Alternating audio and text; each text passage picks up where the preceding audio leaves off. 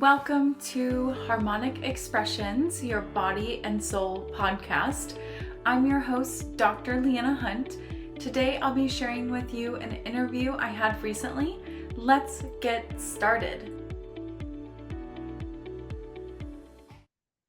Welcome back to Harmonic Expressions, the podcast. I'm excited because I have another special guest on here today. We have Anna. She is a trauma-informed breathwork facilitator and a worthy woman's coach. She helps women unapologetically step into their fullest expression while removing any blocks that have held them back from living their full potential. She is the author of the workbook Modern Breathwork of Your Evolution, a practical guide to understanding the healing journey and breathwork's effects on the brain and body. Thank you so much for being on here. I'm excited for you to share. Thank you so much for having me. I am so excited to be on your podcast. Yes, yeah. And a little backstory, I tend to do this is we met through, I don't remember specifically, we were just talking about this, but a workshop that I know the person does inner child work and emotional coaching, and that's how we met. And then it's almost like we were kind of on a similar path, or we were like at a crossroad that were like somewhat similar. And then we've just stayed connected. So I'm excited for you to share more about your line of work and how you help people through all of this. So my first question is, what is the connection between trauma and the nervous system? Like, what is your explanation for that? And how does this Sure. really affect our daily lives? Yeah. And just to add to your first point, first of all, it's funny we met at a breathwork event and now we're talking about more Yeah. breathwork. So it's just Yes. perfectly aligned. Uh-huh. Yeah. So trauma and the nervous system, I feel as though our nervous systems are programmed from a very young age to be in fight, flight, freeze, or fawn versus our rest and digest. And we are given these certain situations that may have triggered us in the past. And if we're not healing from them, anything that reminds us of that situation in the future, in addition to the regular, going back to caveman days when your fight or flight was activated when there wasn't safety. So a saber-toothed tiger was chasing you or something like that, which in modern day life has devolved down to like, oh, my friend said something behind my back, and then your flight or flight goes off. So there's Yeah. that aspect of the nervous system to where it's always Mhm. looking for ways to keep us safe. But I think Mhm. individually, our nervous systems attune to the past experiences that we've had. And so Mhm. we're holding these experiences inside of our body, and those are Uh, causing more triggers down uh, the line. uh-huh. And so for me, I had some traumatic experiences happen to me on a college campus. And so anytime I go to a college campus now, my body is like, Yeah. it freaks out, it gets nervous. And I'm like, there's nothing to be afraid of here. Of course, Mhm. nothing bad is going to happen to me. But because I had these experiences in the past, I Mhm. still get nervous in that environment. So your nervous system is going to attune to your experiences. And Mhm. so that ability to regulate between your rest and digest and your Mhm. fight or flight is going to be largely based upon what has happened to you in the past.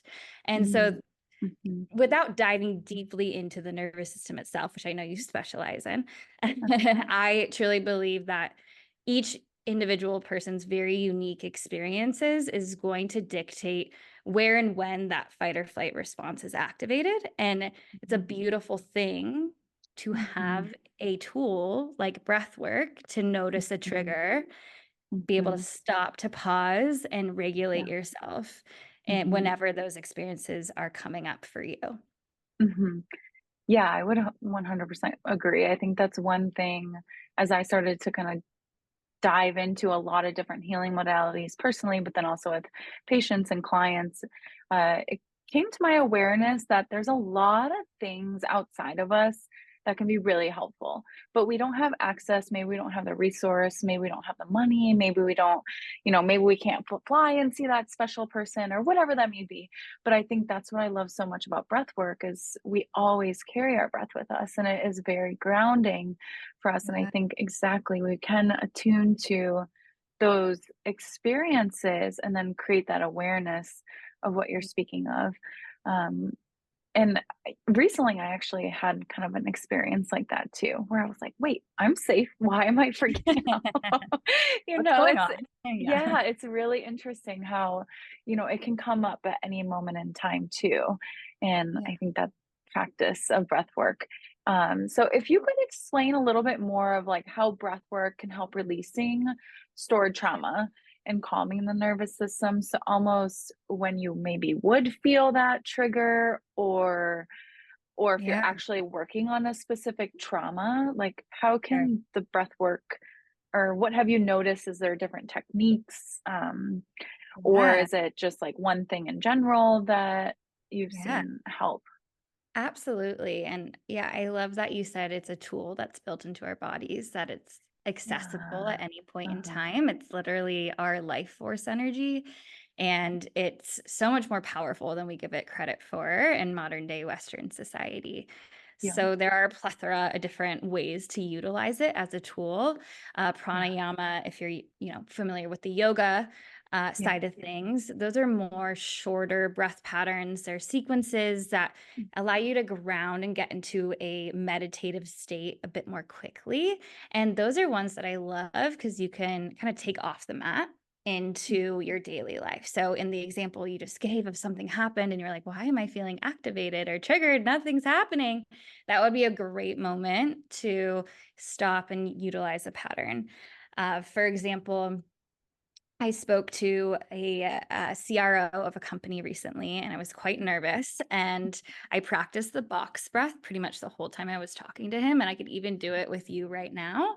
And that's where you are inhaling for 4 counts, you hold for Uh-huh. 4 counts, exhale for four counts, and hold for 4 counts. And you can do it all through your nose.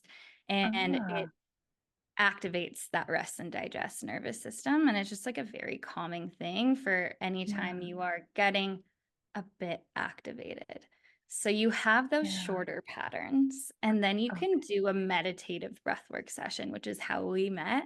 And that's Uh-huh. doing like a 30-minute to an hour, or some people really go for it and they do, a Yeah. 2 hour session.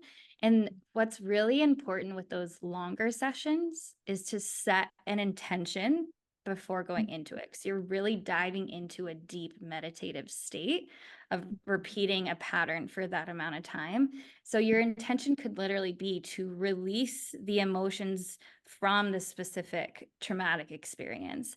And mm, within that, you're dropping out of the mind into the heart. Like that's embodiment work, right? We're getting out of the mm, thoughts, we're getting into the language of the body, which are our emotions. And we're really feeling like, okay, where is this stored mm, inside of my body? mhm. And how can I use my breath and maybe some movements or maybe even some Uh-huh. screaming, which might sound really intense, depending on if you've Uh-huh. tried it before, but it's wonderful. I highly recommend it. Uh-huh. Um, Uh-huh. Going into a session with those kinds of intentions can help you in releasing the traumatic emotions from that experience in general.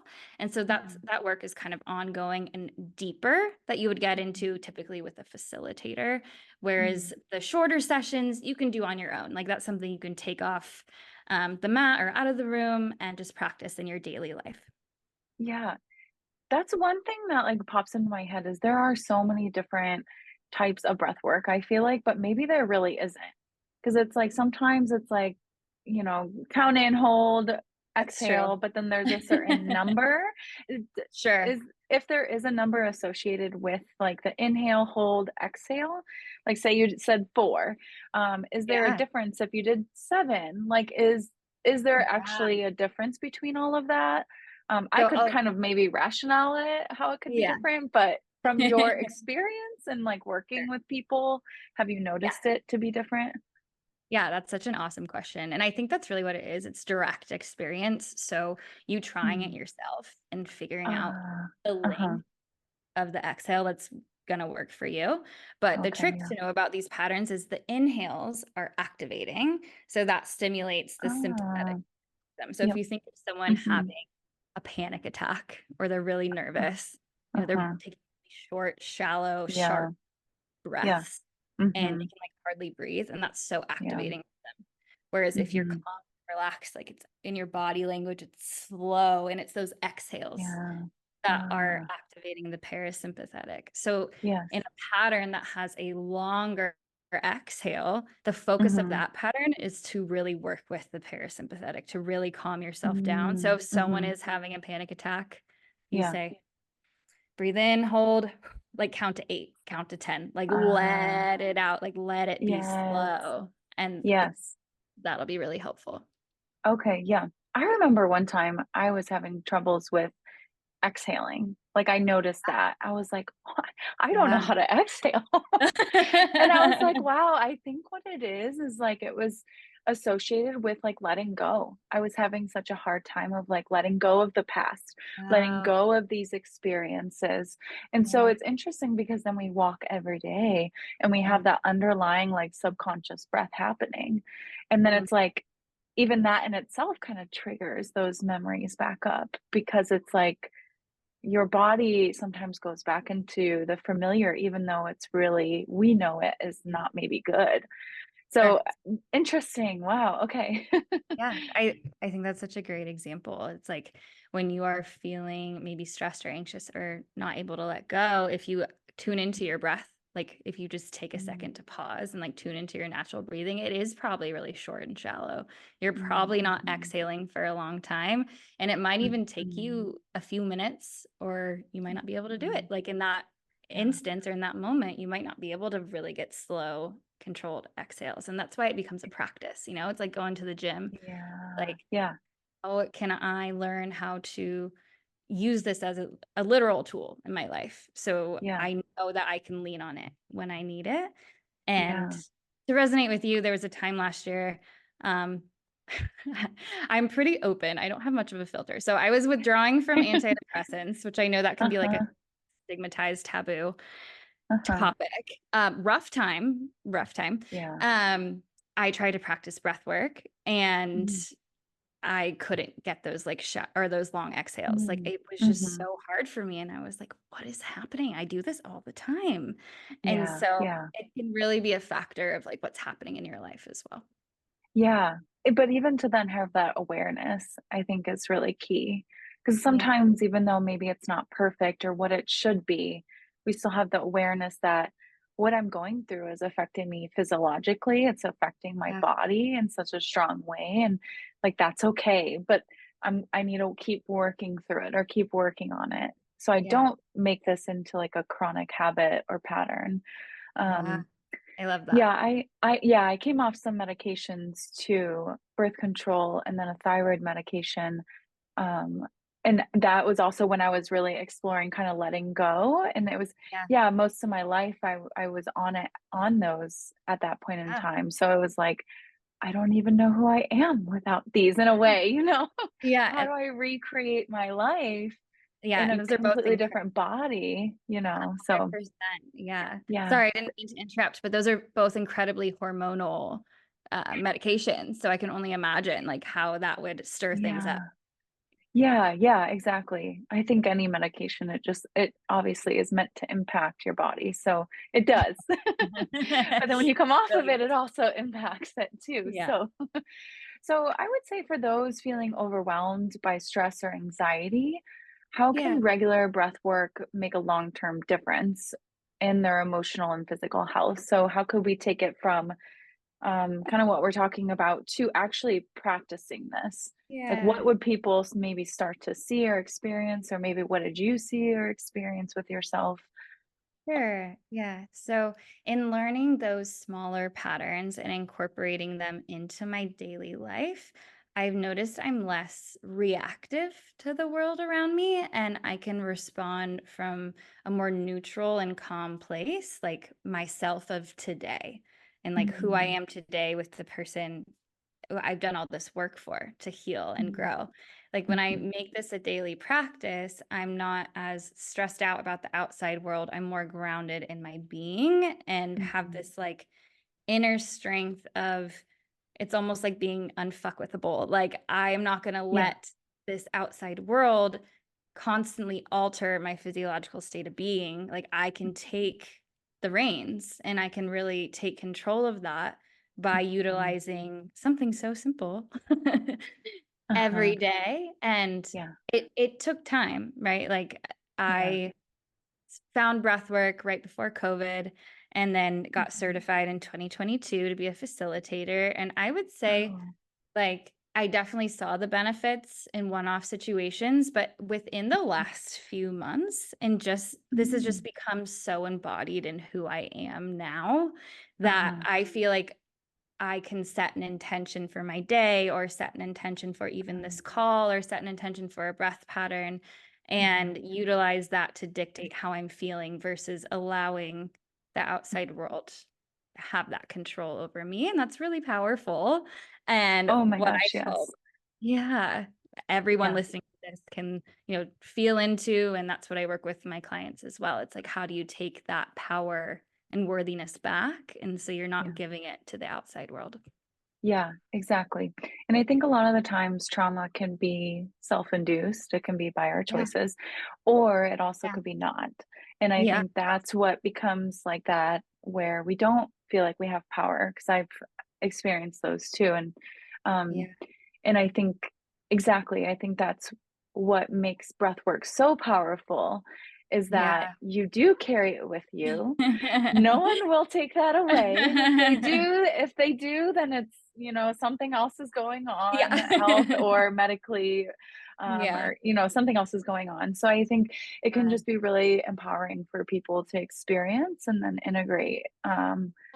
And yeah, exactly. Almost let it change too with your life and like how it influences your life. Cause I think I'm at Sure. the same place too of like, well, I don't really need to be doing it to fully heal myself, but how can I utilize it to kind of create a life I want? Or Yeah. to, yeah, talk to someone super important and influential, or that has a lot of influence over a lot of people, or Yeah. something like that. So Yeah. Well, I even think it's showing up really to amazing. absolutely, I agree. And yeah, showing up to this call too, it's like, okay, I need to feel regulated.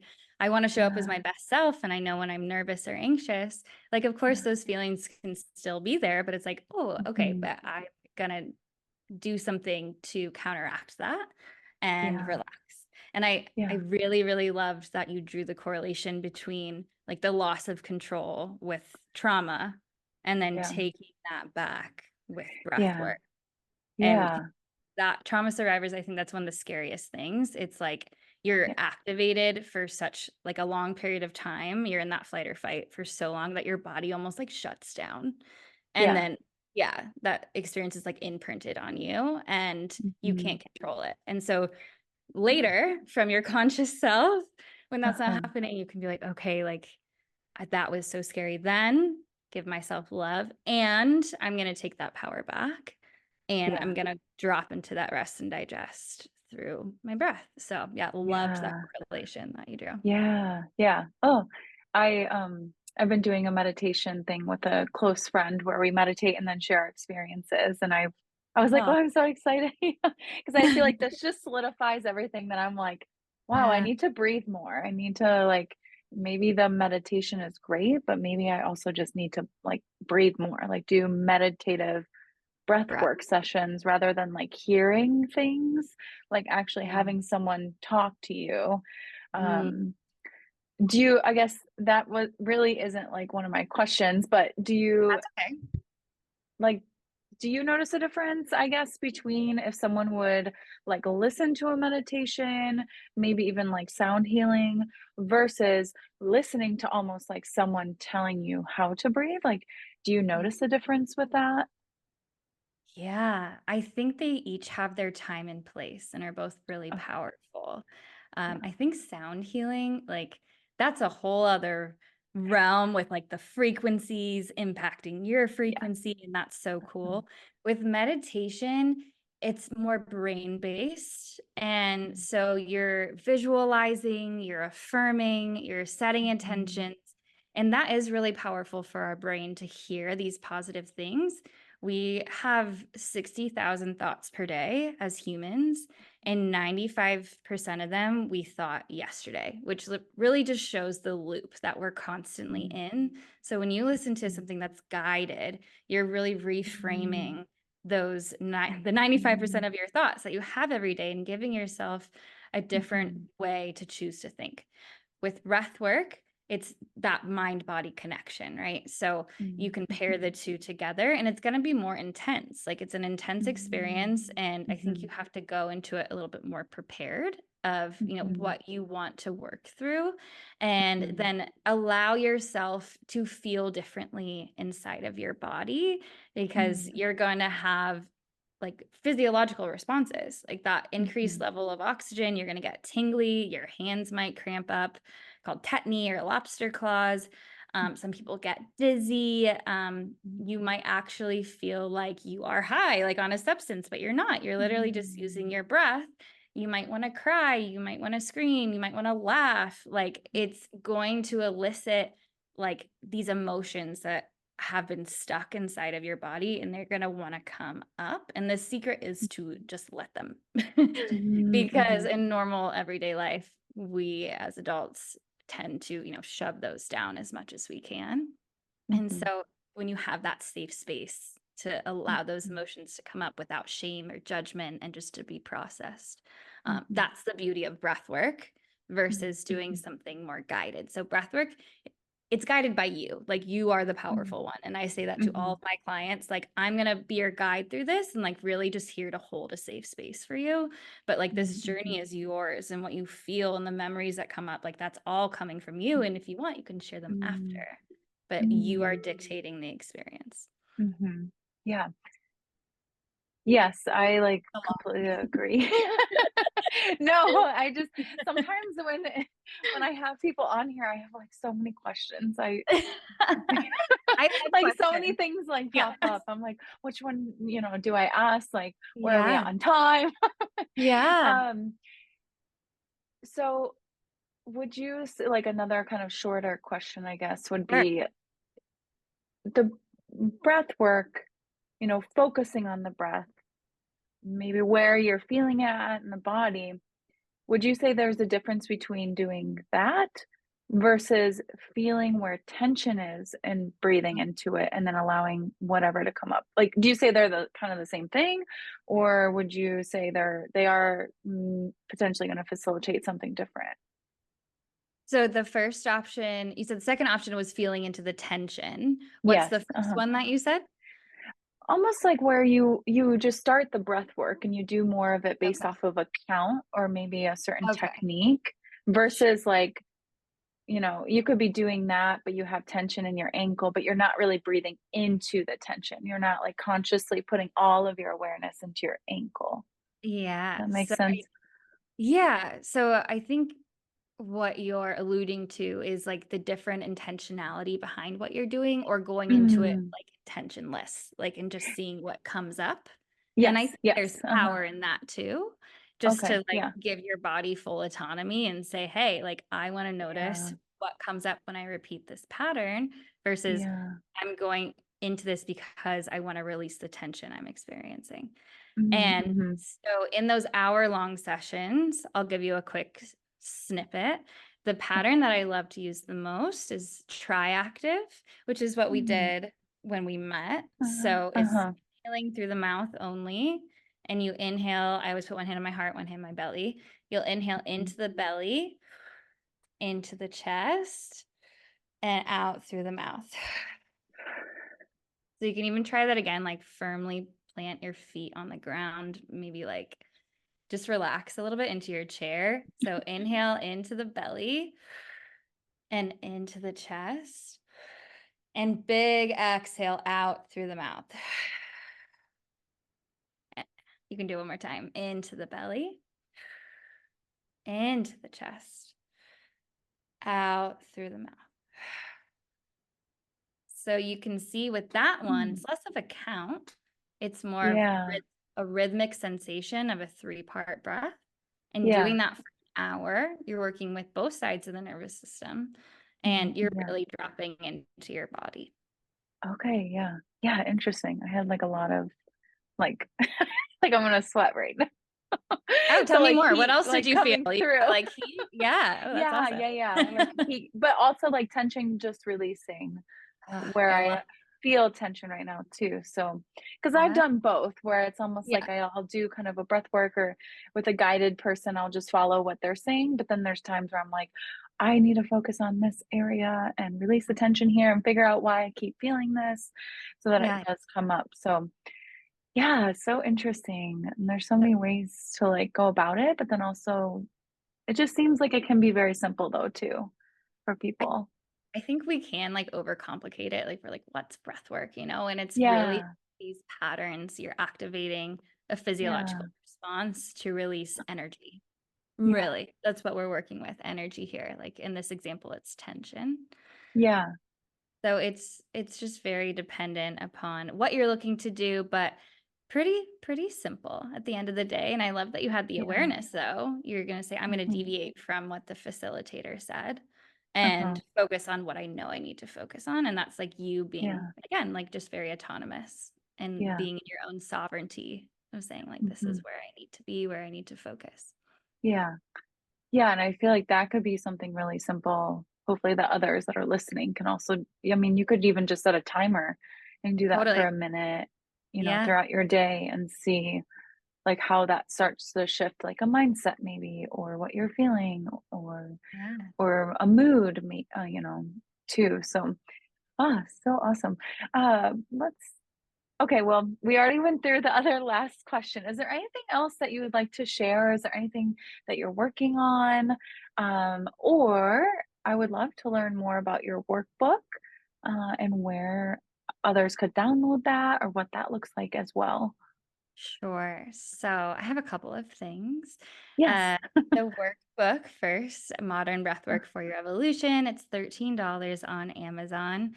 Great Oh, tool to amazing. use when you just want to start using breathwork on your own. Say, just like Mhm. do a few patterns in the morning, or just even dive deeper into the science or the impacts of healing. Great place to start if you want Mhm. to really start to feel what breathwork can do for you. I offer one-on-one sessions. So if you want to dive into a more meditative session where we're focusing on an intention of your choice, we can do that.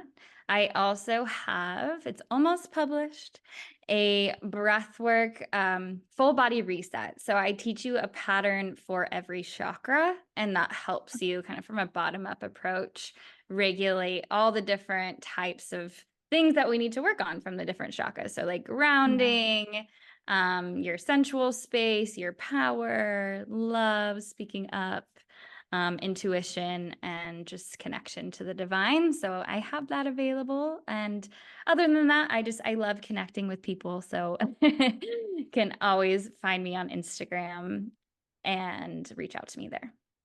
Amazing. Yeah, we'll definitely link the workbook, the Amazon link, and then also link your Instagram. For the one-on-one, can that be virtual? Like, could we do are you able to do virtual?